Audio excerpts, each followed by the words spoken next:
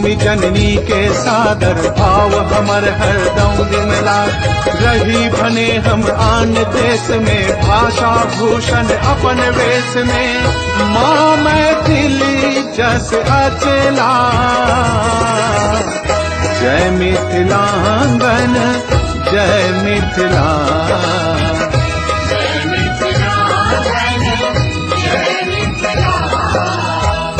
माँ मैथिली जस अचला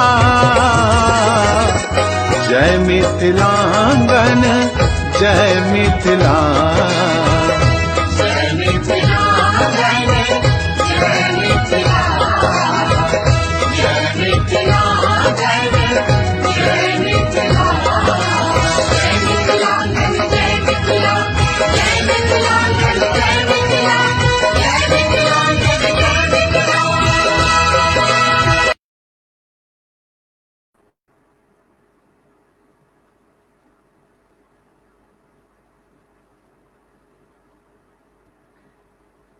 माँ मैथिली जस अचला मिथिला आ मैथिली जस बढ़ेवा में प्रवासी मैथिल सदिखन आगा रहा है।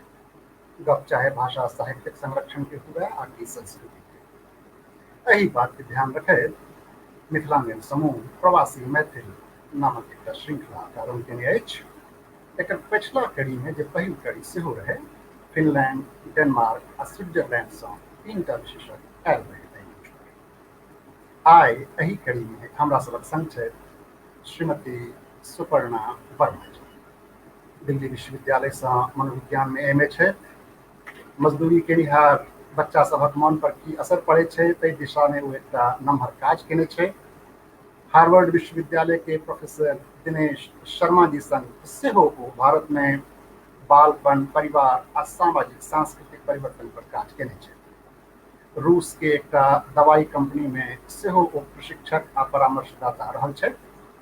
आइ काल्हि ओ कोलंबो में छथि आ मिथिलांगन परिवारक सौभाग्य जे आइ ओ हमरा सभक लेल उपस्थित छथि। व्यवस्थापक संजय जी से हम आग्रह करबनि जे ओ श्रीमती सुपर्णा वर्मा जी के जोड़त ताकि हम सब गप के आगा बढ़ा सकें। नमस्कार, हम सुपर्णा वर्मा श्रीलंका कोलंबो में छी। नमस्कार सुपर्णा जी, अहाँ के आवाज आबि रहल है हमर, हम अहाँ के चित्र नहीं देख पाबि रहल छी। हम देख रहल छी, हम छी एहि में।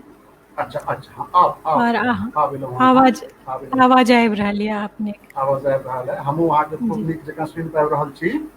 मिथिलांगन परिवार अहाँ के एहि मंच पर स्वागत कर रहल अछि। जी धन्यवाद, बहुत बहुत धन्यवाद। हम सब अहाँ के अनुभव से लाभ लेबे चाहब। मनोविज्ञानी छी अहाँ, एकटा गप कहू जी। ओहि पर हम आप विस्तार से चर्चा करब संगे संग। शुरुआत एहिठाम से करै छी हम सब जे अखन अहाँ कोलंबो में छी, ओहि से पहिने अखन हम अहाँ के संक्षिप्त परिचय देलहुँ, ताहिमे लंदन आ मास्को के सेहो चर्चा भेलैया रूस के। तऽ कोलंबो केना पहुँचलहुँ अहाँ मिथिला से निकलि कऽ सेहो?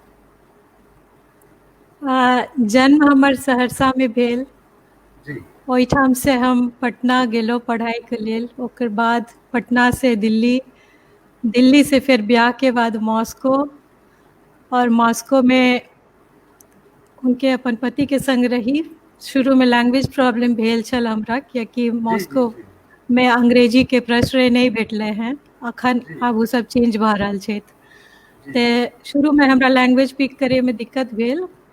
जखन हम लैंग्वेज जानलहुँ तखन हम शुरू करलहुँ अपन काज करनाइ। तऽ एकटा कंपनी से हम अटैच भेलहुँ, फार्मास्यूटिकल कंपनी से कोराल में। ओहिठाम हम कंसल्टेंसी दैत रहौं, ट्रेनिंग डेवलपमेंट। और ओकर बाद फिर हमर बच्चा जखन 5 बरस के भेलै तखन हम चाहलहुँ कि हम दिल्ली आबी, जैसे उनका कि हिंदुस्तान के इंडियन एजुकेशन के अथी पड़े उनका, कियाकि जाहिठाम हम रहैत रही शुरुआत में मॉस्को में छलहुँ, बाद में हम एकत्रीनबर्ग में गेलहुँ। ओहिठाम अंग्रेजी स्कूल नहीं रहे और हिंदी के तो कोनो बात नहीं। तखन हम जखन इंडिया एलहुँ तऽ 2 बरस अपन बच्चा के संग रही। हमर पति ओहिठाम रसिये में काज करैत रहथिन, मनोज कुमार जी। ओकर बाद फिर हमारे बच्चा के रहे कि सब गोटे संग में रही तो बहुत कहलत कि पापा आप भी आ जाइए, हम लोग आपको जॉब खोज देंगे यहाँ पर। बहुत फिर ये हिंदुस्तान में दिल्ली में ज्वाइन करलखिन सेम कंपनी में, वही कंपनी में। बाद में वह कंपनी 3-4 महीना के बाद उनका श्रीलंका भेज देलकै। तो तही से हम सब पाछू पाछू हमहूँ सब आबि गेलहुँ एहिठाम। बहुत सुंदर। देखिए एकटा एखन अहाँ भाषाके गप केलहुँ, अहाँके दिक्कत होइ छलै आन भाषाके सीखऽमे अहाँके भले दिक्कत भेल हुए, मुदा अखन हम देख रहल छी जे मैथिलीके अहाँ बचा कऽ रखने छी। धन्यवाद भैया ताहि लेल। एखन अपने रोजगारके गप सिप केलियै, तऽ अखन जे लॉकडाउनके चरणमे छै भारत, अनलॉकके चरणमे छै बल्कि कहू, ई कहू कोलंबोमे की छै स्थिति? कोलंबो में श्रीलंका के गवर्नमेंट बहुत बढ़िया से एकरा हैंडल करलकै। बहुत ओ सुंदर। 27 जनवरी के एकटा केस, पहिल केस रहे एहिठाम, जे चाइनीज टूरिस्ट रहथिन, नहीं मने फीमेल। अखन कोलंबो या श्रीलंका लॉकडाउन के चरण में छै आकि अनलॉक के चरण में छै? नहीं, खुलल छै श्रीलंका। अच्छा, मतलब एकदम कोरोना के आब ओहिठाम रोगी जे छै से नहीं छै? रोगी छै, बहुत वह कम रोगी नाम मात्र छथिन। जैसे काज सामान्य प्रभावित नहीं भऽ रहल छै, सएह ने? हाँ जी, ओ जे बाहर से एलखिन है श्रीलंकन सब, वह सब क्वारंटाइन सेंटर में गेल छथिन, वही ठाम पॉजिटिव केस भऽ रहल छै। कम्युनिटी में सब कुछ खुलल छै, स्कूल कॉलेज ऑफिस सब बढ़िया, कोनो दिक्कत नहीं छै एम्हर। अहाँ रोजगार के गप अखन कहै छलहुँ हेँ, ओहि लेल अहाँ कतेक देश जे छै से यात्रा करऽके अहाँके अवसर भेटल। एकटा बात कहू, अखन जे लॉकडाउन भेलै एहिमे रोजगार के स्थिति बहुत विकट भऽ गेलै। ओहिमे एकटा विचित्र चीज ई हमसब देखलियै कि जे गोटे आर्थिक रूपसँ प्रभावित नहि भेला ओते, जिनका तनख्वाह मानि लिअ भेटैत रहलै, ओहो सब जखन घरमे रहऽ लगलै लॉकडाउन के कारणे, तऽ जीवन हुनकर सबके जे छै से प्रभावित भऽ गेलै। तऽ जखन मानि लियौ लोक कहै छै जे हम एतेक चीज करै छी, तऽ ककरा लेल करै छी? परिवारेके लेल करै छी। जखन लोकके परिवारमे संग रहऽके अवसर भेटलै, तखन किया एतेक तरहक समस्या जे छै से आबऽ लगलै? किया अच्छा लागल लोक घरसँ जे छै से? की मनोविज्ञान छै एकरा देखू, पाछा? एहिमे हम इएह कहब कि आदमी के अपन अंतर्मन की पिक करै ले चाहे छै, ओ की देखै छथिन कोनो चीज में, नेगेटिव चीज के पिक करै छथिन कि पॉजिटिव चीज के पिक करै छथिन। अगर घर में सब एक संग छथिन, एक छत के नीचा छथिन, तो बहुत, हमर हिसाब से बहुत बढ़िया अपॉर्चुनिटी छै एक दूसरा के जाने के, एक दूसरा के प्रॉब्लम के जाने के, एक दूसरा के खासियत के जाने के, कि ओहिमे किनका में की स्किल छै जेकरा ओ बढ़ा सकै छथिन। तऽ की छै कि एक दूसरा के रेस्पेक्ट करबाक चाही, चाहे वो बच्चा होय चाहे वो पैघ भेलखिन। माँ बाप में बढ़िया बॉन्डिंग हेबाक चाही, और बच्चा के एतेक स्पेस देबाक चाही कि अगर वो हमरा सबके संग छै तऽ हम हुनकर फीलिंग के रेस्पेक्ट करी, और कोनो प्रॉब्लम के सॉल्यूशन में बच्चों के इन्वॉल्व करी। अगर हमर घर में किछु दिक्कत छै, जेना हमर बच्चा सेहो घर में रहलै एहि लॉकडाउन के टाइम में, तऽ ओहो देखलकै कि माँ बाप के की प्रॉब्लम भऽ रहल छै। पहिने तो भोरे उठनाइ, स्कूल जेनाइ, स्कूल से एनाइ, ट्यूशन, होमवर्क, एही में बिजी रहथिन। हुनका किछु पता नहीं कि केना की प्रॉब्लम होइ छै फैमिली लाइफ में। जखन रहलखिन, घर से क्लास करलखिन, देखलखिन कि माँ के की प्रॉब्लम होइ छै, पापा के की प्रॉब्लम होइ छै, तो ओ बुझलखिन। हमहूँ सब बुझलिए कि हमर बच्चा के केना की दिक्कत होइ छै। अपन हुनका जे जखन स्कूल छूटि जाइ छै, 15 साल के बेटा छै हमर, स्कूल छूटि जाइ छै, बाहर नहीं जाइ छथिन, हुनका ऑनलाइन पढ़ाई करनाइ छै, और ओकर बाद हमहूँ सब एक तरह से सर्वेलेंस के रूप में काज करै छियै, हरदम देखैत रहै छियै केना की भऽ रहल छै। तो हुनको मनोवैज्ञानिक असर पड़ै छै, हुनको मन पर असर पड़ै छै। बच्चा सबक व्यवहार में एहि लॉकडाउन के दौरान में अहाँ की परिवर्तन के नोटिस केलियै आ ओकरा केना अहाँ हैंडल केलियै? पहिने तऽ हम ई देखलहुँ कि माँ बाप जे होइ छथिन से एक मॉडल के काज करै छथिन बच्चा लेल। 18 साल तक के बच्चा के ब्रेन डेवलप करैत रहै छै, कियाकि 18 साल तक बच्चा इमेच्योर रहै छथिन, हुनका कतऽ से नॉलेज हेतै कि की बिहेवियर करनाइ छै की नहीं करनाइ छै। तो कतऽ से सीखथिन? वो सीखथिन हमरा सबके देख के, माँ बाप के देख के, अड़ोस पड़ोस के देख के, दोस्त के देख के। तो हमरा सबके जखन एक घर में रहै छी तो ई जरूरी छै कि हम सब एहन बिहेवियर राखी कि बच्चा पर पॉजिटिव असर पड़े। वो देखे कि घर में एक दूसरा में मतभेद होय तो केना एक दूसरा के रेस्पेक्ट करल जाइ छै। से हम यह कहब कि ऐसे बच्चा के बहुत अच्छा से एग्जाम्पल दऽ सकै छथिन माँ पापा।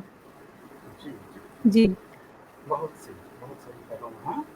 एकटा बात कहू, देखियौ दुनिया में आतंकवाद के बाद जे सबसे पैघ समस्या छै से छै दाम्पत्य जीवन के प्रति असुरक्षा के।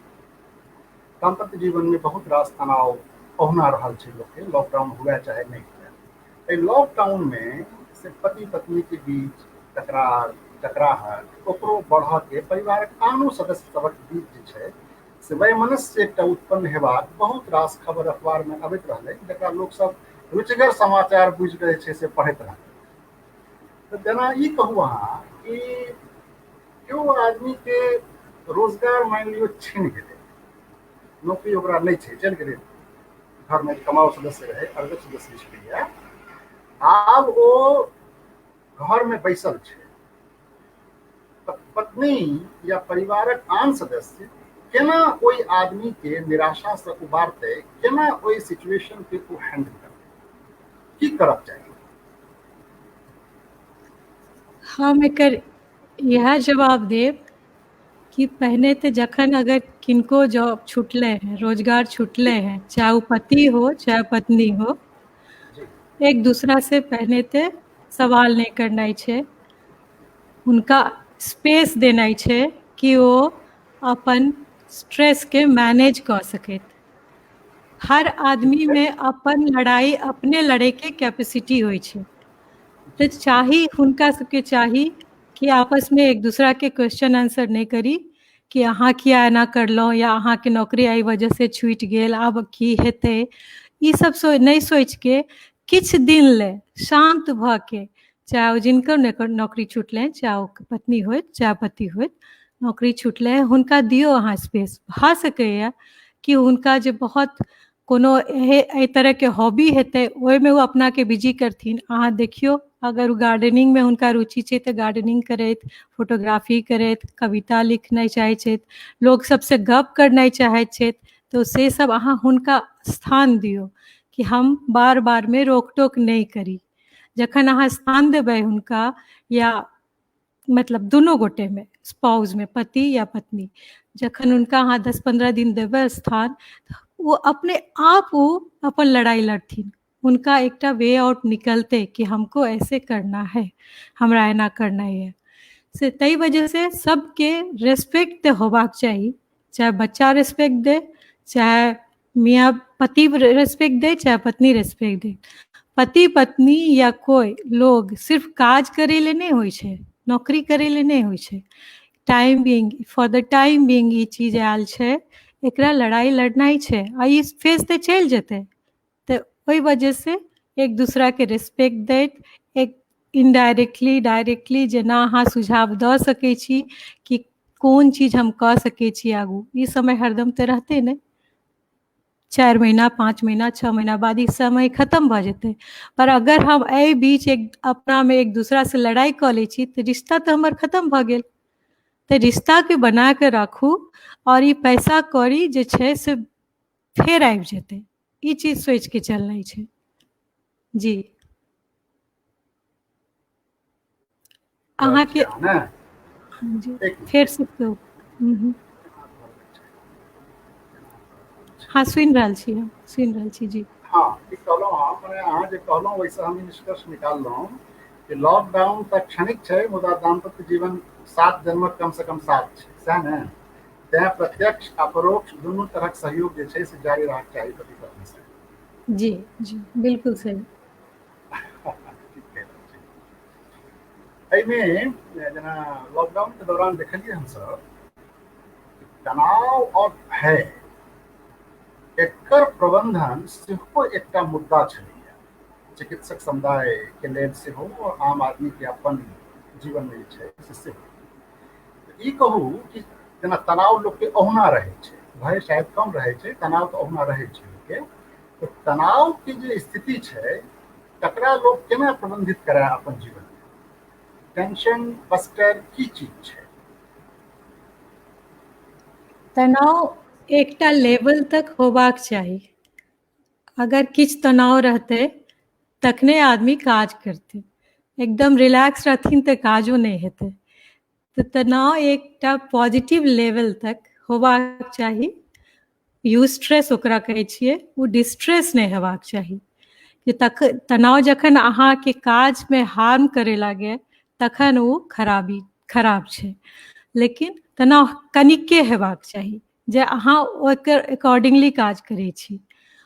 और रहल आब जखन अहाँ डिस्ट्रेस कऽ दै छियै ओकरा तनावके, अहाँ जखन अहाँके हार्म कऽ रहल यऽ, अहाँके मेंटल हेल्थके प्रॉब्लम कऽ रहल यऽ, तखन अहाँके बहुत तरहके कोपिंग स्ट्रेटेजी छै। जेना अहाँ रिलैक्सेशन टेक्निक करै छी, मेडिटेशन करै छी, बहुत लोग तऽ पूजा पाठ करै छथिन।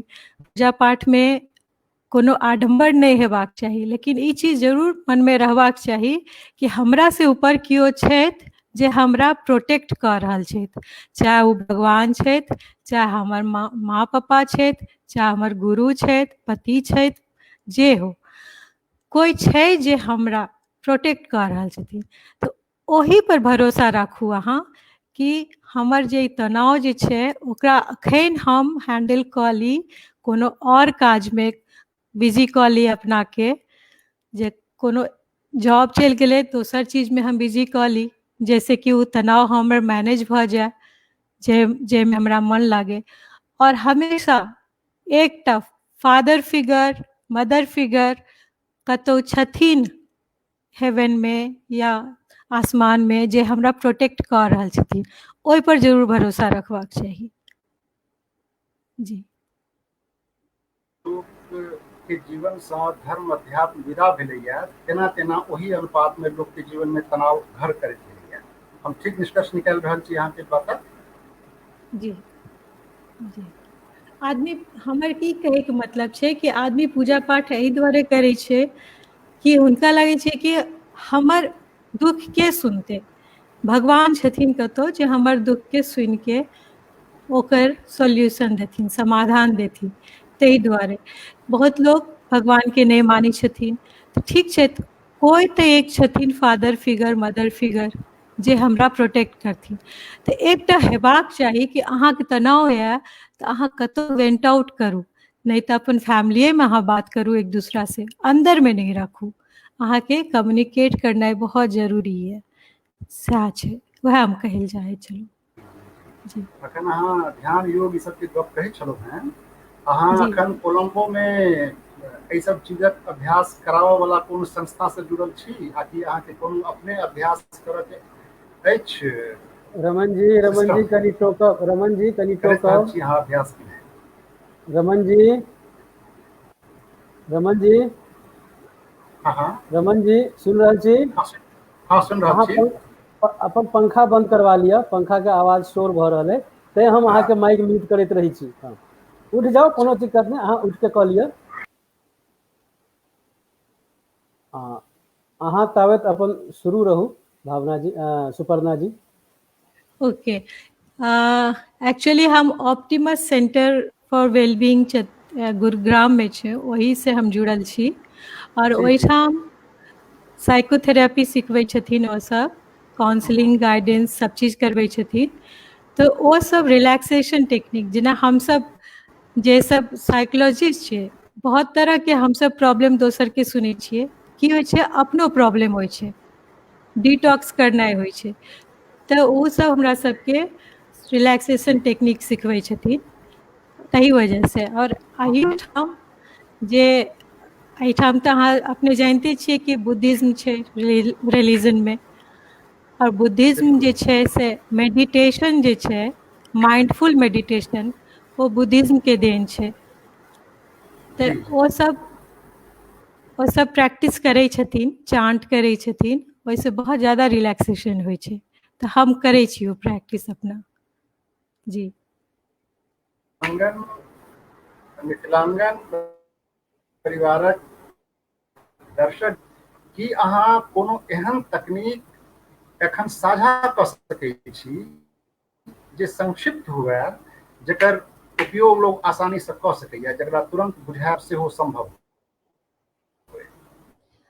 जी एकटा बहुत सिंपल जी छै, ब्रीदिंग एक्सरसाइज बहुत सिंपल छै।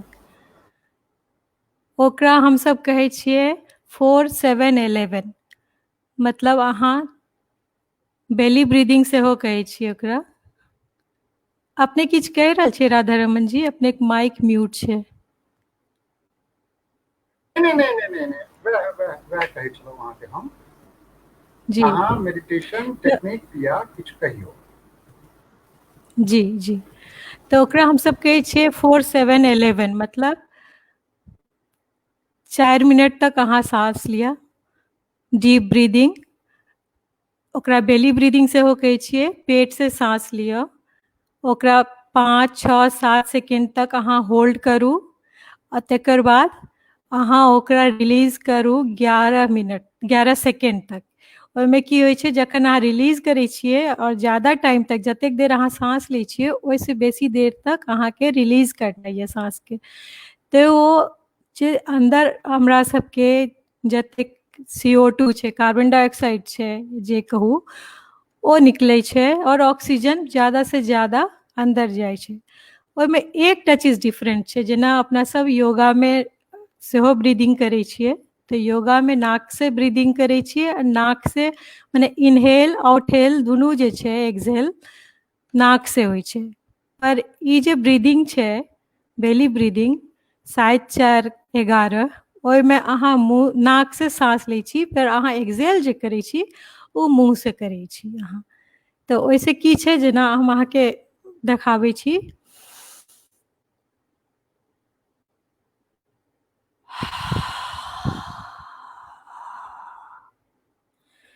एना अहाँके करनाइ है, नाक से सांस लेके फिर होल्ड करनाइ छै, और एक्सहेल अहाँके ज़्यादा टाइम तक करनाइ है। ई अहाँ रोज भोरे करू या रात के सुतै से पहिने करू, बहुत ज़्यादा फायदा होइ छै। कोरोना टाइम में ज़्यादा कारगर भेलै है ई हेल्थ ठीक करे ले। और साथ में एकटा और छै मसल रिलैक्सेशन टेक्निक, सेहो हमसब फॉलो करै छियै। ओ हफ्ता में 3 बेर करू, 4 बेर करू। ओहिमे छै बॉडी के जते मसल छै, अहाँ ओकरा एक बेर में एक मसल के अहाँ टाइट करै छियै और फिर ओकरा रिलीज करै छियै, वो ब्रीदिंग के संग में, अहिना नाक से सांस लेत और मुंह से सांस छोड़ैत। तो वो सब कहब तऽ हम मिथिलांगन में हम वो सब पोस्ट कऽ देब, शेयर कऽ देब।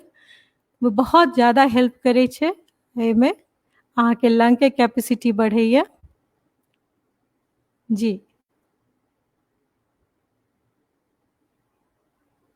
कि अनम्यूट करे सांस के पड़त जे अपने। प्रक्रिया छै, सांस के जी जे प्रक्रिया छै, जँ ओकरा केओ नियंत्रित करब सीख लिया तऽ ओ अपन तनाव के सेहो नियंत्रित कऽ सकैया, सएह ने?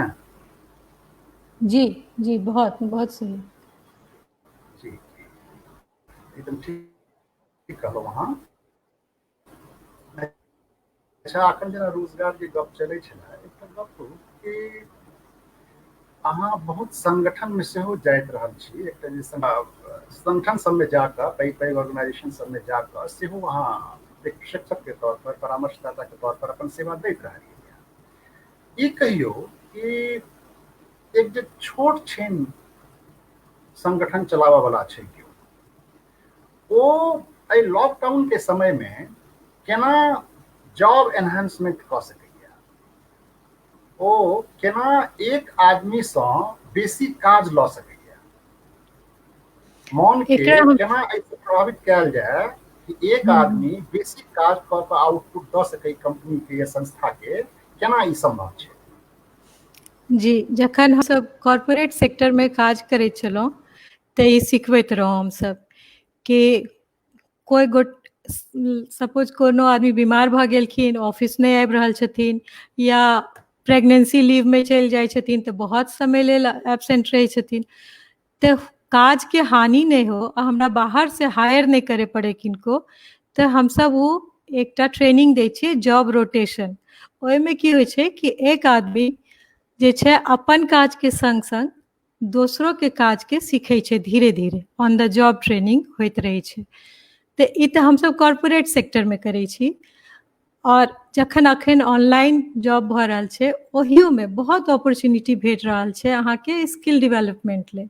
बहुत यूनिवर्सिटी अहाँके बहुत किछु सिखा रहल छै, हार्वर्ड यूनिवर्सिटी अछि अहाँके, एडेक्स के नाम से छै, से सब ऑस्ट्रेलिया के यूनिवर्सिटी सब छै, वो सब ऑनलाइन अहाँके बहुत सारा स्किल सिखा रहल छै, कोर्स करा रहल छै। हम अपने 4टा कोर्स करलहुँ, मार्केटिंग एनालिटिक्स और पॉजिटिव साइकोलॉजी, रिलैक्सेशन टेक्निक्स, ई सब हम ओ सब कऽ रहल छी। तऽ हम इएह कहब, चूँकि ई सब फ्री छै, ई सब कोनो में पैसा नहीं दे के, अहाँके अगर सर्टिफिकेट चाही तऽ अहाँ पैसा दियौ आ तकर बाद अहाँ ई कोर्स करू। और अगर अहाँ अपन सिर्फ स्किल डेवलपमेंट ले करै लए चाहै छी, फ्री अछि, अहाँ आराम से सीखू। तऽ हम इएह कहब कि हर आदमी के अपना अंदर में मैक्सिमम स्किल आनबाक चाही। जेना ई लॉकडाउन के टाइम में हमरा लागैए कि 70% लोग सब जिनका एक्सेस छै कंप्यूटर के, वो जरूर से कंप्यूटर टेक्नोलॉजी के सिस्टम से अवेयर भऽ गेल छथि। हर घर में, जिनका घर में कंप्यूटर छै, वो घर में हर सब, चाहे वो बुजुर्ग छथि, चाहे छोट बच्चा छथि, चाहे कन्या छथि, चाहे बड़ छथि, सब गोटे एक दूसरा के सिखा देलखिन है। अखन 5-6 महीना चललै है। आ जे हमरा अखन मार्केट के, वर्ल्ड के प्रेडिक्शन छै, वो इएह छै कि ई ट्रेंड जे छै अखन चलै वाला छै। कियाकि जखन अहाँ ऑफिस अहाँ हायर करै छी, ओकरा ले अहाँ पैसा पे करै छी, और सबके एतेक ज्यादा इकोनॉमिक लॉस भेल छै कंपनी सबके कि ओ सब अब चाहै छै कि ऑफिस प्रेमिसेस के हम हायर नहीं करी, लोग घर से काज करे, जे हमरा प्राइस जे छै, कॉस्ट कटिंग मेजर्स जतेक लऽ सकी। तऽ ताहि दुआरे अपना सबके ई बहुत जरूरी छै, अपन यूथ के बहुत जरूरी छै कि जतेक चीज सीख सकी घर रहैत। जी जी, राधा रमन जी।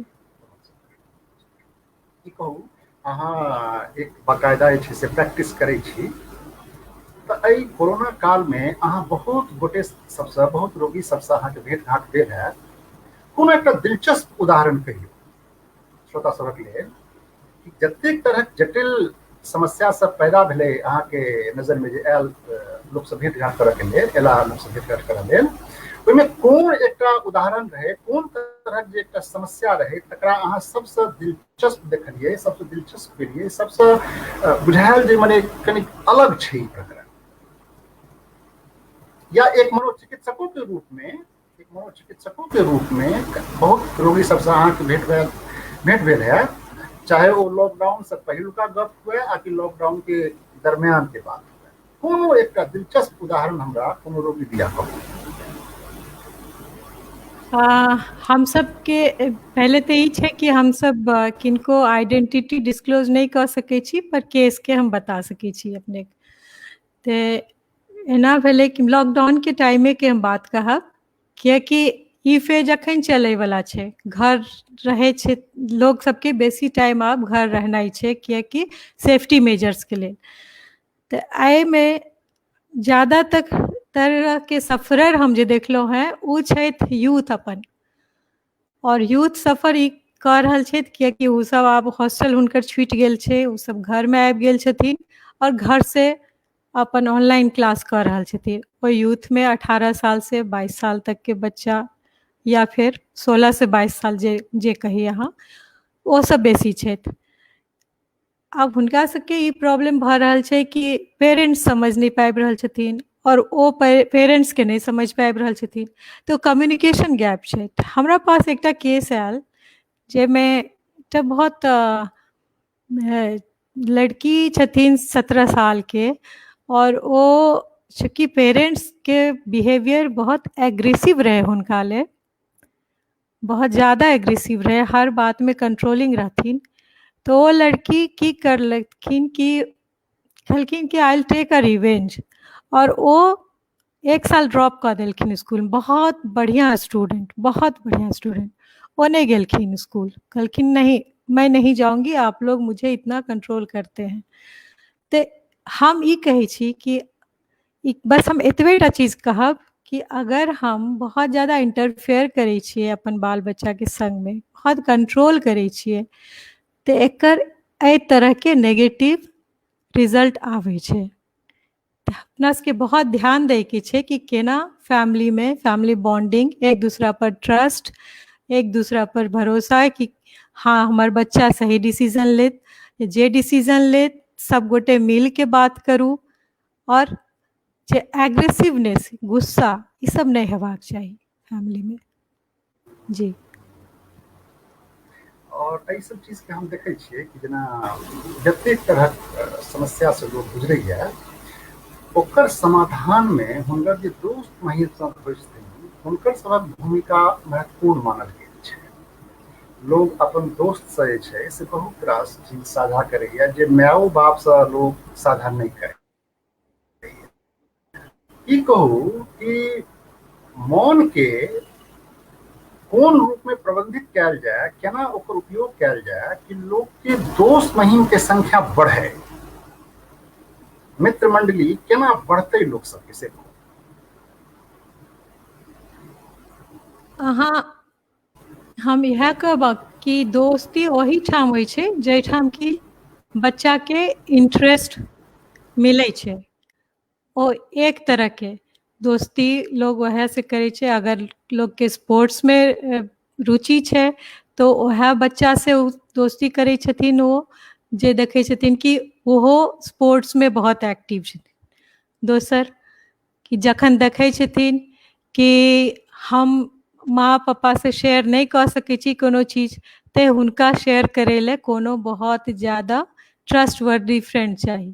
हम एकटा बात जरूर कहब, दोस्तके संख्या बहुत हेबाक जरूरी नहीं होइ छै, पर दोस्त कुछ बहुत बढ़िया दोस्त हेनाइ बहुत जरूरी छै, जिनका पर अहाँ डिपेंडेंट छी, जे अहाँ पर डिपेंडेंट छै, जिनका अहाँ ट्रस्ट कऽ सकै छी, और जे अहाँके सही सलाह दऽ सकै छै, जे अहाँ लए खड़ा भऽ सकै छै। अगर अहाँ बच्चा कोनो गलत काज करै लए जा रहल छी कि हमर माँ पापा हमरा गुस्सा देलखिन तऽ हम ई नहीं करब, तऽ ओ अहाँके बिहाफमे खड़ा भऽ सकै छै कि चलू हम अहाँके मम्मी पापा से बात करब। कोनो चीजके सॉल्यूशन बात करनाइ होइ छै, छुपेनाइ नहीं। तऽ दोस्ती बहुत ज़्यादा दोस्त के होइके जरूरत नहीं छै, पर जे दोस्त हो ओ सही में अहाँके हेल्प करे, अहाँ हुनका हेल्प करू, ई जरूरी छै। और अगर अहाँ स्पोर्ट्स एक्टिविटी में भेजू अपन बच्चा के तऽ बहुत दोस्त बनै छै ओहिमे, और वो हेल्दी रहै छै, वो बहुत ज़्यादा, और अहाँके टीम वर्क सेहो बढ़ै छै। तऽ एहि तरहके पढ़ाई में के संग संग स्पोर्ट्स बहुत जरूरी छै, दोस्ती ले, स्ट्रेस ले, मेंटल हेल्थ ले। आइ काल्हि तऽ इहो पता चललै हैं कि ब्रेन में अगर इंजरी होइ छै तो ओ अपने आप ओकरा इंजरी के हीलिंग भऽ जाइ छै अगर अहाँ एक्सरसाइज करै छी, न्यूरोप्लास्टिसिटी कहै छियै हमसब। तऽ ताहि वजह से एक्टिविटी बहुत जरूरी छै, केवल पढ़नाइ नहीं जरूरी छै। जी राधारमण जी। एकटा गप कहू कि जेना एकटा मोनके समस्या हम देखै छियै जे हमसब बहुत गोटेके नीक काजके मोनमे तऽ स्वीकार करै छियै, मुदा सार्वजनिक रूपसँ ओकर प्रशंसा करऽसँ चूकै छियै। आनोसँ कखनो कखनो प्रशंसा कऽ दै छियै ओहि आदमीके, मुदा जाहि व्यक्तिसँ संबंधित ओ चीज छै ओहि आदमीके सोझामे मुक्त भावसँ ओकर हम प्रशंसा करी, ओहिसँ भारतीय जनमानस चूकैए। कतऽ एहिमे ग्रंथि छै, केना एकरा ठीक कयल जाय? प्रशंसा करनाइ बहुत जरूरी छै। अगर कोनो आदमी में 9टा अवगुण छै और 1टा गुण छै, तऽ अहाँ अगर उएह 1टा गुणके देखै छी और वो आदमी के अहाँ कहै छी कि तुम में ये गुण है, अहाँ में ई गुण अछि, तऽ वो आदमी में बहुत बढ़िया पॉजिटिव फीडबैक भेटै छै हुनका कि अरे हम में तो ये गुण है। अगर अहाँ प्रशंसा नहीं करब किनको, तऽ जे हुनकर अवगुण छै ओ तऽ ओहिना रहतै, और जे गुण छै ओहो अवगुण में कन्वर्ट भऽ जेतै। तऽ अगर अहाँ 1टा गुण छै, हम इएह कहब, ई नहीं कि वो आदमी में सबटा गुण छै, एकटा गुण छै किनको में, अहाँ ओ गुण के उजागर करू, पॉजिटिव फीडबैक दियो अहाँ हुनका, तो ओ जे बाकी 9टा अवगुण छै ओकरो धीरे धीरे गुण में परिवर्तन करथिन। हम सब लैकिंग छियै कि हम सब ग्रेटिट्यूड नहीं शो करै छियै, हम सब काइंडनेस नहीं शो करै छियै, हम सब एम्पैथी नहीं शो करै छियै, ई लैकिंग छै अपन ह्यूमन बीइंग के। जखन ई चीज हुए लगतै तो हर तरफ पॉजिटिविटी बढ़तै, और बहुत जरूरी छै ई चीज अपन समाज के कंस्ट्रक्टिव होए ले, बहुत जरूरी छै। जी थैंक यू। दूटा जे शब्द छै तकरो हम सब उपयोग कम करै छी, या बहुत बेर प्रायः भावपूर्वक नहीं कहि कऽ औपचारिक रूप में थैंक यू हम सब कहै छियै, लेकिन वो पश्चिम से आयल जे छै से शब्द छै। ई कहियो हमरा कि जे सॉरी आ थैंक यू के अभ्यास छै, केना एकरा हैत, केना बढ़ायत लोग एकरा? ये तो परिवार से शुरू होइ छै। जखन हम सब घर में छी, मियाँ बीवी, पति पत्नी, बच्चा, ओई टाइम एक दूसरा के अप्रिशिएट करै छी, एक दूसरा के थैंक यू कहै छी, और अगर हर्ट करै छी एक दूसरा के तो सॉरी कहै छी। तखन जे हमर बच्चा छै ओ देखै छै कि माँ पापा के की बिहेवियर छै, और पिक करै छथिन वो सब बच्चा सब। इएह तऽ हम इएह कहब कि घर से शुरुआत करू, वो धीरे धीरे अहाँ के बच्चा सीखथिन, वो अपन दोस्त सर्किल में कहथिन ई बात के, स्कूल में बढ़ते, मतलब एक से शुरुआत करू, ये बहुत आगू बढ़ जेतै, ई बात जरूरी छै। जी जी राधा रमन जी। जी परिवार में जेना अलग अलग वयस के लोग सब रहै छथिन, पिता पुत्री छै, पति पत्नी छै, हुनकर माता पिता छथिन। परिवार में परस्पर सामान्य संबंध के लेल जैसे ककरो कोनो भावना जे छै से आग नहीं हुए, सबक कनिक सम्मान से हो हुए, अपनो गप जे छै से हम रख सकी, अलग अलग आयु वर्गक लेल एक परिवार में जे सब गोटे छै हुनका लेल की किछु सामान्य सूत्र अहाँ दऽ सकै छी? परिवार लेल यह कहब, फैमिली सहज रहे। जी जी, कोनो परिवार के, कोनो पड़ोसी के, अड़ोसी पड़ोसी के, कतो कोनो रिश्ता में रेस्पेक्ट बहुत जरूरी छै। डिफरेंस ऑफ ओपिनियन होइ छै, डिफरेंस ऑफ काज होइ छै, सब अलग अलग तरह के काज करै छथिन, अलग अलग तरह के सबके मत होइ छै, पर एक दूसरा के मत के अहाँ प्रशंसा करैत, अहाँ के जे अपन बात कहने ये अहाँ कहू कि हम ई चाहे छी, लेकिन अहाँ हर्ट नहीं करू दूसरा के कि नहीं आप गलत हैं, अहाँ गलत छी, ई कहनाइ जरूरी नहीं छै। अहाँ ई कहू कि अहूँ सही छी, पर हम सोचे छी कि हमरा लेल ई बात जरूरी छै, ई बेहतर हेतै।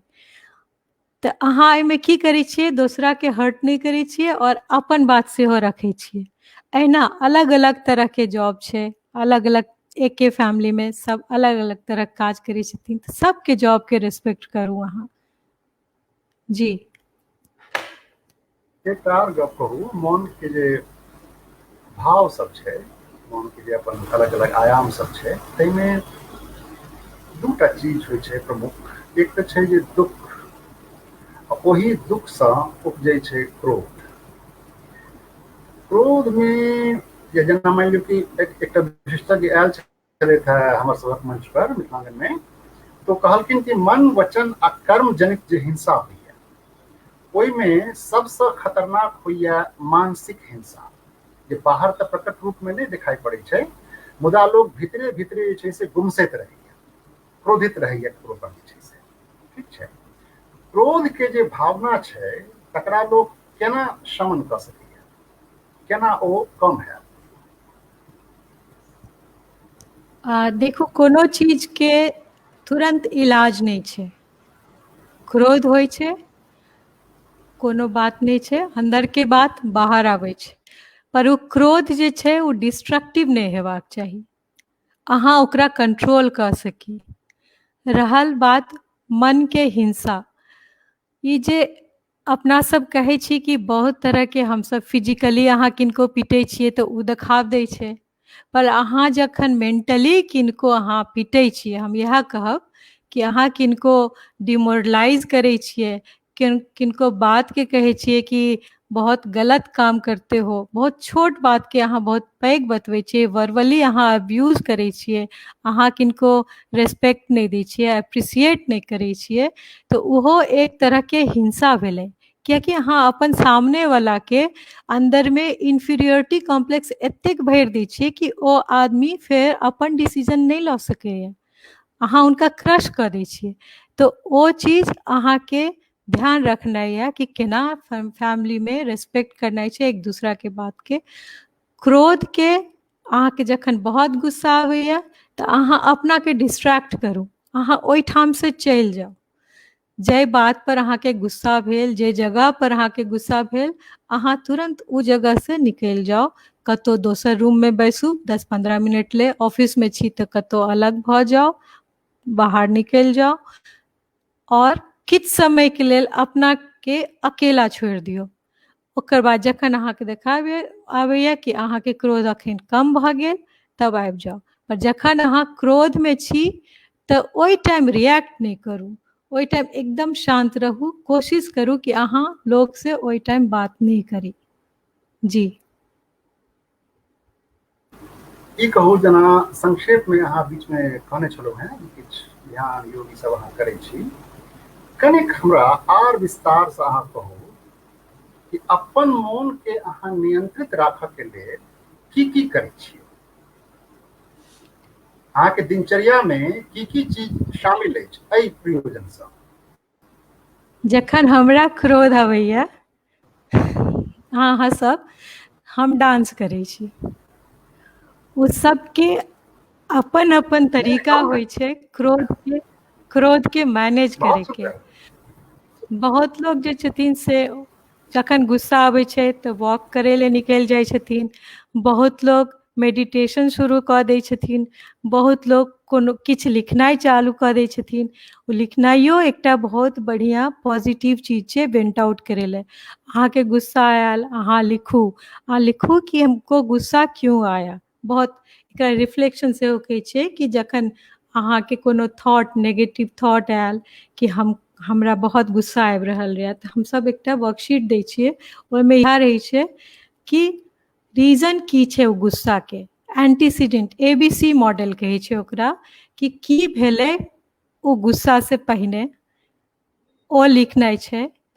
ओकर हम फीलिंग की भेलै, बिहेवियर हम की करलहुँ फीलिंग के टुवर्ड्स, और ओकर बाद कंसिक्वेंसेस की भेलै।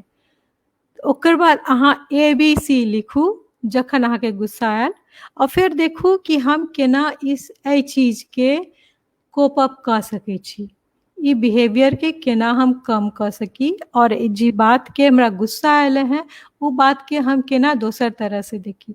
एकटा चीज छै कि कोनो इंसिडेंट जे होइ छै ओ अपने आप में गलत नहीं होइ छै, अहाँ ओ इंसिडेंट के कोन तरह से देखै छी, ओ अहाँके नजरिया ओकरा डिसाइड करै छै कि ओ अहाँ ले नेगेटिव है या पॉजिटिव है। तऽ अहाँके कोशिश करनाइ छै कि नजरिया बदली। एहि दुआरे ABC मॉडल अहाँ लिखू कि की इंसिडेंट भेल रहै, ओकरा पर हम की सोचलहुँ, की बिहेवियर करलहुँ, ओ इंसिडेंट हमरा कतेक इम्पैक्ट कऽ रहल यऽ, ओकरा हम केना चेंज कऽ सकै छी। इंसिडेंट अहाँ नहीं चेंज कऽ सकै छी, अहाँ ओहिसँ रिलेटेड फीलिंग के चेंज कऽ सकै छी और अपन बिहेवियर ओहि अकॉर्डिंगली कऽ सकै छी। तऽ एना अहाँ मैनेज करब। जी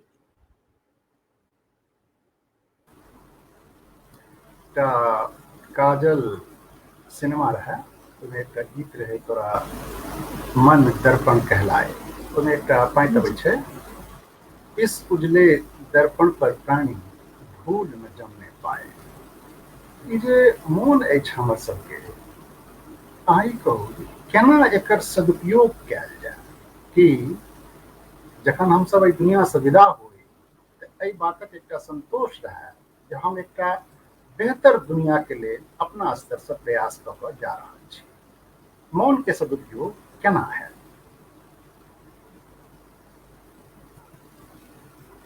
पहिने तऽ मन में ई सब फीलिंग हेबाक चाही कि हम जे घर में छी, जे समाज में छी, जे देश में छी, ओ सब हमरा ले बहुत किछु करलथि। आब हमरा हुनका रिटर्न करनाइ छै, कंट्रीब्यूट करनाइ छै।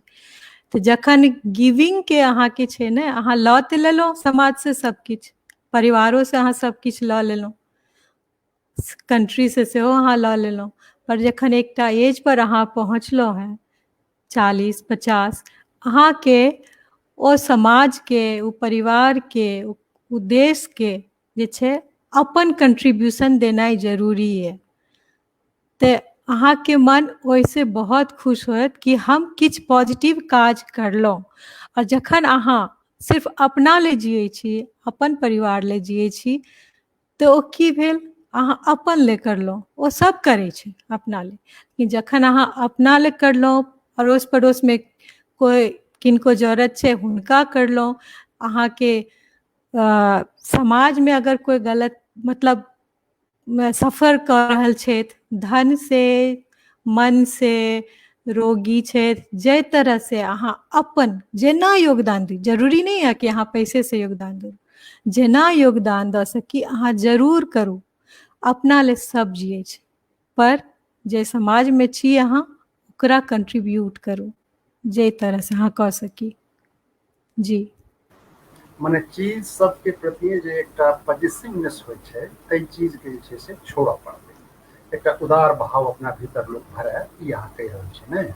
काइंडनेस बहुत चेतना के जरूरी छै। उच्चतर स्तर के बात भेलै, चेतना के उच्चतर स्तर के बात भेलै। हमरा मन पड़ैया यक्ष युधिष्ठिर संवाद के जे प्रसंग अबै छै महाभारत में, ताहिमे यक्ष के एकटा प्रश्न छनि कि ककरा छुटला से मनुष्य सर्वप्रिय बनैया?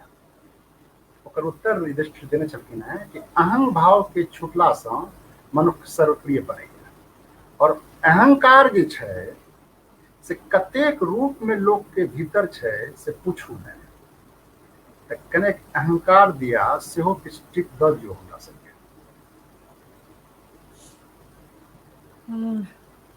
अहंकार की छै? अहंकार छै कि हम जे छी सएह सब कुछ छी, सामने वाला हमरा लग कोई नहीं छै, हम सबसे बढ़िया छी।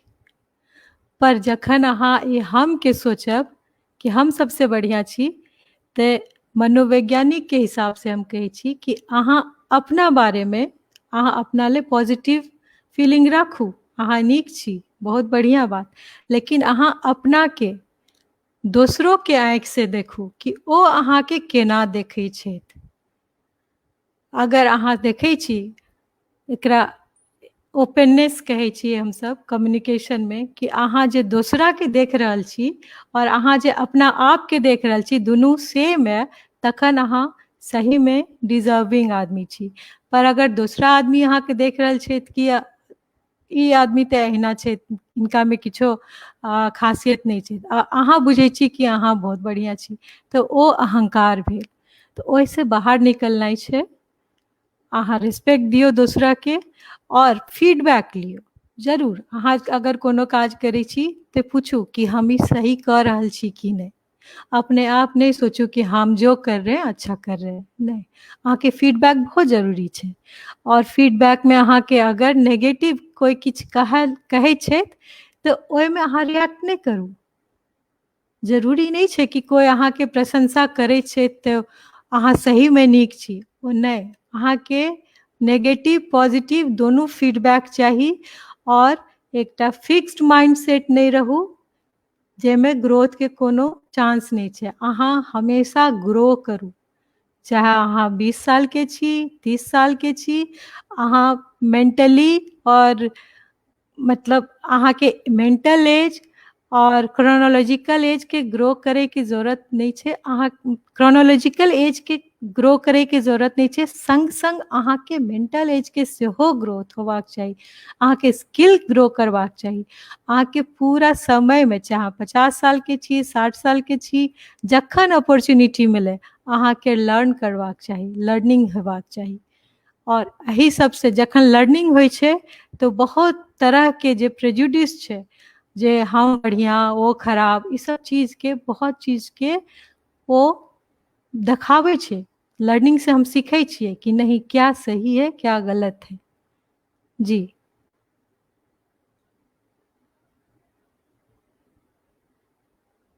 अनम्यूट कर पड़त।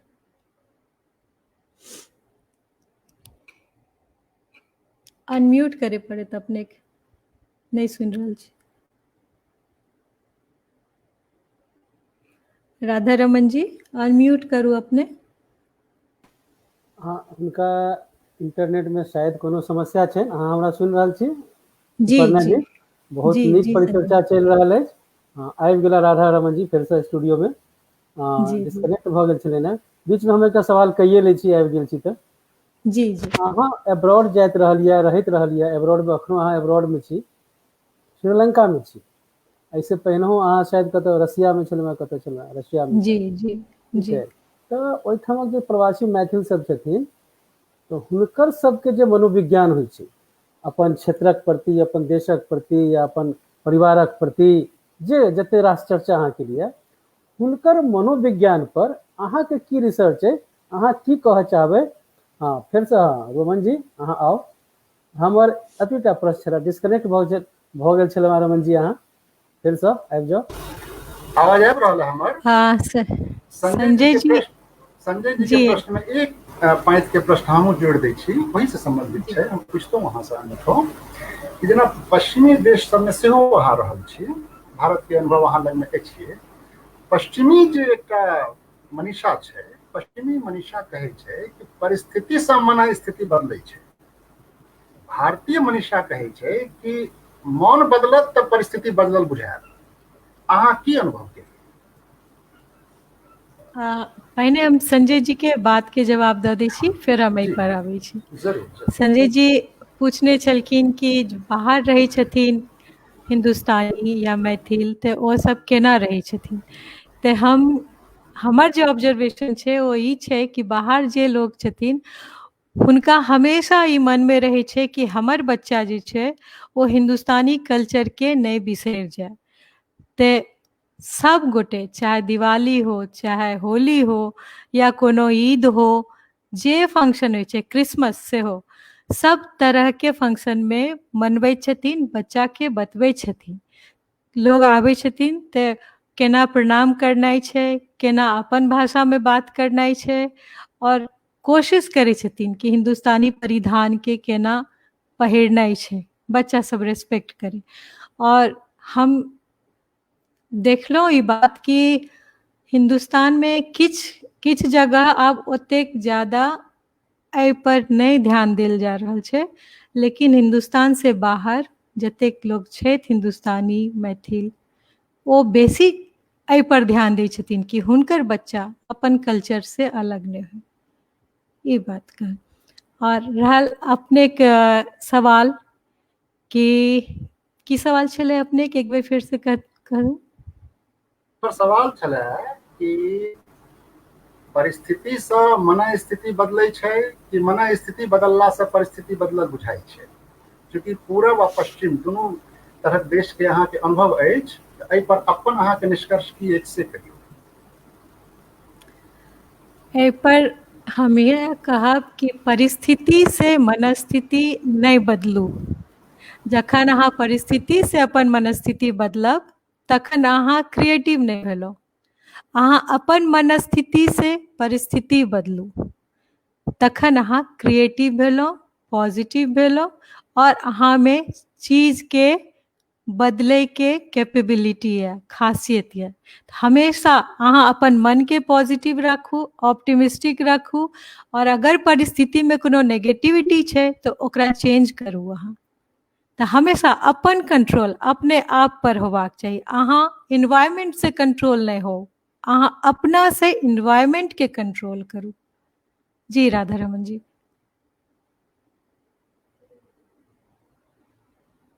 अनम्यूट करे पड़त अपने।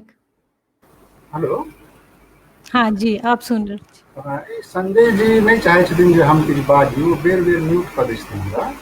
नहीं कोनो बात, हम सब निर्भर छी हुनका पर।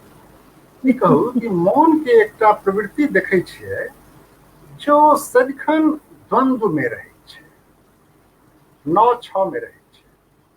तऽ ई एकटा जन्मजात गुण छै जे सर्वत्र लोक सब में रहै छै, आकि परवरिश के क्रम में कतौ कोनो एहन चूक होइत जाइ छै बीच बीच में, जे कारणे मौन एहि तरहक भऽ जाइ छै।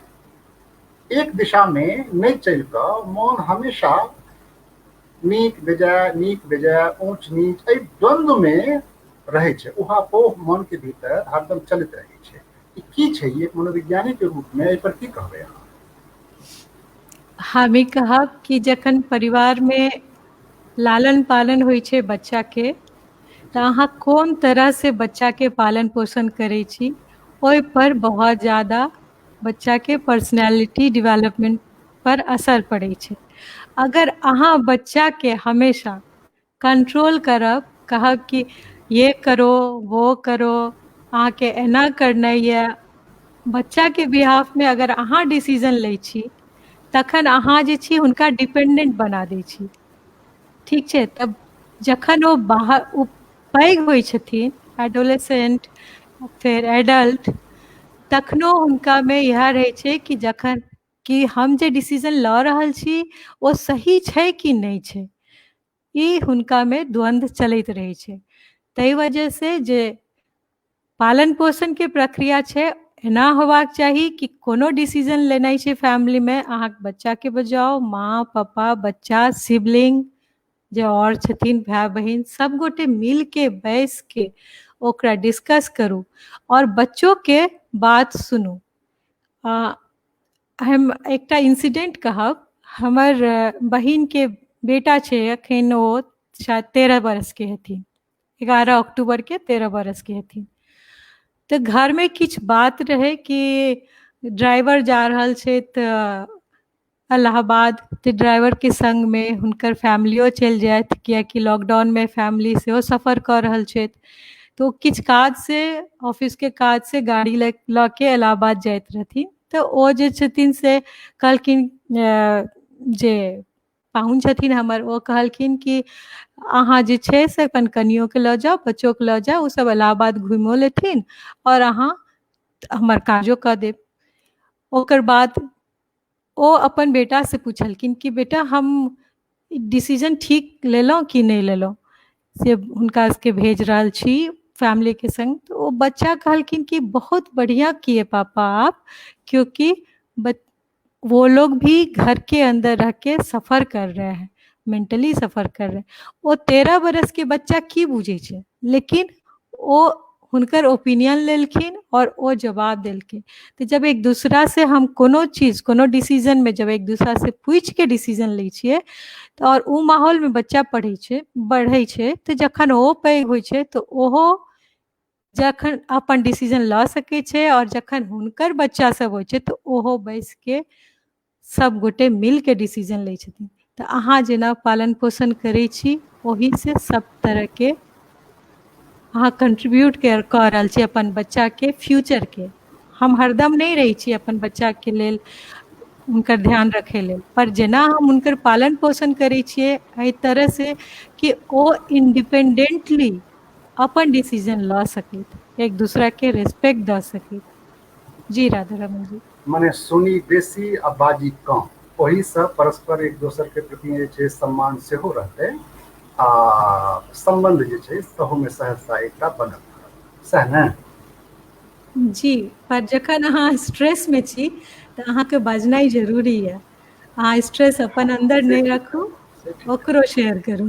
जी जी जी, बहुत सुंदर। सुपर्णा जी, बहुत नीक लागल अहाँ से गप करल। 9 बाजि गेलै, कार्यक्रमक समय जे छै से संपन्न भऽ रहल छै, मुदा अहाँ जे बात सब कहलहुँ फैलछा कऽ, हमरा बुझाइए जे ओकरा सुनला के बाद दर्शक जन के मन में कोनो तरहक नौ-छौ नहीं रहि गेल हेतै। अजुका प्रस्तुति के लेल, मिथिलांगन परिवारक लेल समय निकाललहुँ, ताहि दिया बहुत बहुत धन्यवाद स्वीकार करियो हमरा सब दिस सँ। मनोविज्ञान बहुत पैघ। जी कहू। एकटा सवाल हम देखने छलहुँ, एहिमे आबैत रहे कि अब ना अखन याद नहीं है हमरा के हम तो पूछने नहीं देख रहथिन। सकलहुँ स्क्रीन पर। जी कहियो, हाँ, फिर सवाल जब के मोन हुए तो उत्तर दऽ दियौ ओकर। हाँ, वो पूछने रहथिन कि हमर बच्चा के पढ़ाई में मन नहीं लागि रहल छै। कोई ममता जी रहथिन शायद, तऽ हमरा जी की करबाक चाही। तऽ हम इएह कहब कि अखन लॉकडाउन में बच्चा सब घर में छथिन तऽ हुनका बेसी पढ़ल नहीं जा सकै छै, कियाकि हुनका डिस्ट्रैक्शन होइ छै। अहाँ कोशिश करू कि बच्चा एक्सरसाइज सेहो करे, बच्चा पढ़ाई एक्सरसाइज करथिन बच्चा, तऽ अगर वो एको घंटा पढ़ै छथिन तो ग्रास्पिंग पावर हुनका बढ़तै। तो जरूरी नहीं छै कि अहाँ पूरा टाइम पढ़ाई पढ़ाई पर राखू, अहाँ हुनका एक्सरसाइज कराओ, हुनका और सब काम में इन्वॉल्व करू। जखन ओ लौट के एथिन पढ़ै ले तो वो पढ़ाई करथिन सिर्फ, तो ग्रास्प करथिन बेसी। और ठीक छै। कोशिश करू कि पढ़ाई के इंटरेस्टिंग बनाओ। जी बहुत बहुत धन्यवाद सुपर्णा जी उसका प्रस्तुति के लेल। मनोविज्ञान बहुत पैघ एकटा क्षेत्र अछि, सब विषय पर चर्चा संभव नहीं छलै। जतबा भऽ सकल सीमित समय के दायरा में ताहिमे से जे छै से किछु प्रश्न हम पुछलहुँ अहाँसँ। बहुत नीक अहाँ जे छै से जवाब दी जाय गेलियै सब प्रश्न के। बहुत ज्ञान अहाँ के पास में अछि, बहुत अनुभव अहाँ लग में अछि। हम सब अहाँ के अनुभव से फेर लाभान्वित हैब। फिर कहियो कोनो उपयुक्त अवसर पर अहाँ के आमंत्रित करब मिथिलांगन परिवार। अजुका प्रस्तुति के लेल फिलहाल धन्यवाद स्वीकार करियौ। अखन अहाँ स्टूडियो में रहब, कनी हम कौलका कार्यक्रम में घोषणा कऽ दै छी, तकर बाद फेर जे छै से हम अहाँ से 2 मिनट चर्चा करब, तकर बाद विदा लेब हमसब। ठीक छै जी, नमस्कार। जी, धन्यवाद, नमस्कार। ई रहैत सुपर्णा वर्मा जी। हम अनुमान करै छी जे गप कहलथि ओहिमे सँ किछु ने किछु सूत्र हमरा सब गोटे के लेल उपयोगी भेटल है। कोनो एकटा सूत्र नीक पकड़ में आबि जाए तऽ बात बनऽ लगै छै। मिथिलांगन विशेषज्ञ सबके बजा बजा कऽ अनुभव साझा करैया, और जे हुनकर ज्ञान छनि, जे हुनकर अनुभव छनि, तकर लाभ लोक सब तक पहुँचा रहल है। ई परंपरा जारी रहत। काल्हि एहि क्रम के आगाँ बढ़ेता 8:15 बजे श्री मानवर्धन कंठ जी लोक विज्ञान कार्यक्रम में। पिछला हफ्ता ओ श्री अमरेंद्र कृष्ण जी के साक्षात्कार केने रहे, हमरा नहीं बुझल रहे जे काल्हि हुनकर कार्यक्रम की छै। मुदा 8 बजे से पहिने 2टा कार्यक्रम आ रहे अछि। 7 बजे एती स्वाति दिव्य रत्न सुर संगम कार्यक्रम में, जे कार्यक्रमक नाम मूल रूप से सुर संगम रहे, जकरा बीच में बदल के हम सब गीत नाद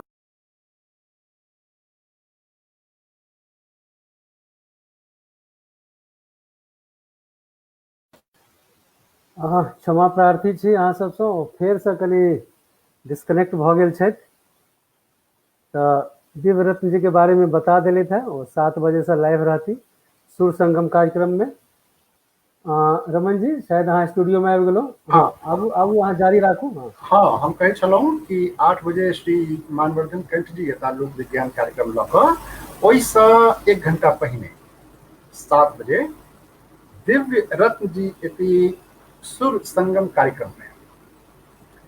ई कार्यक्रम सुर संगमे नाम से मिथिलांगन मंच पर शुरू भेल रहे। बीच में एकर नाम बदल कऽ किछु श्रृंखला में, किछु कड़ी में गीत नाद राखल गेल रहे।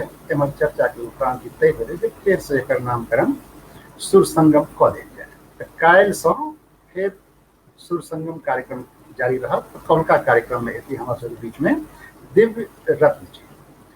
ओहिसँ पहिने यानी कौलका दिन जे शुरू है मिथिलांगन मंच के लेल, 4 बजे एता गप्पी नंबर 1 संजय चौधरी जी गप सरक्का लऽ कऽ। फेर से दोहरा दै छी, 4 बजे गप सरक्का, 7 बजे सुर संगम, 8:15 बजे लोक विज्ञान। काल्हि जुटे जायब सब गोटे। आइ विदा। नमस्कार।